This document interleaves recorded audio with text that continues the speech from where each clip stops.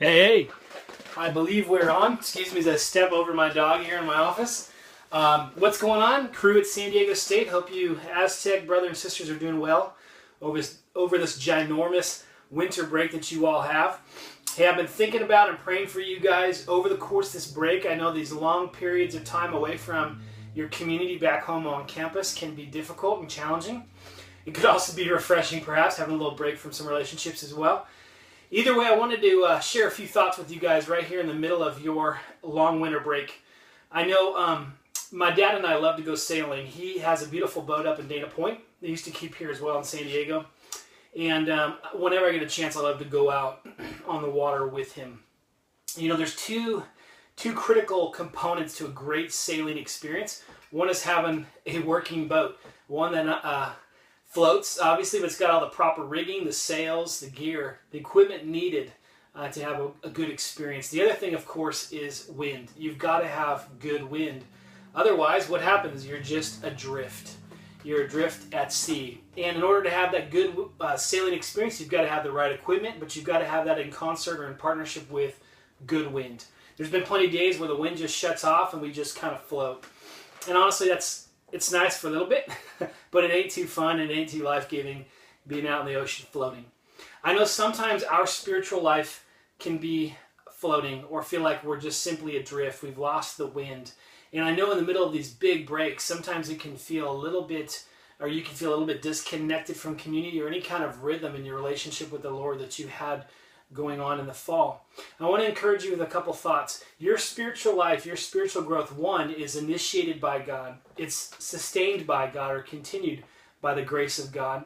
And it's also completed by God. One day He will complete a good work which He began in you, Paul tells us.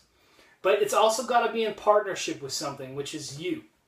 God cannot grow you apart from your partnership or apart from your cooperation with Him. And that's what I want to encourage you today in the midst of this long winter break. Some of you may be sitting on the couch or be at home feeling kind of disappointed or depressed, not feeling a lot of energy and not feeling a lot of connection in terms of your walk with God or your Christian community.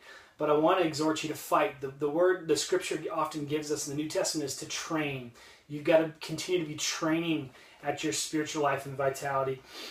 This morning I was reading through Colossians chapter 3, verses 1 through 17, which is an incredible passage about the transformation of who we were prior to Christ, but what God has done in us and how we sit with Him positionally, and how we're to remove or take off our old self and step into our new self, put on our new self.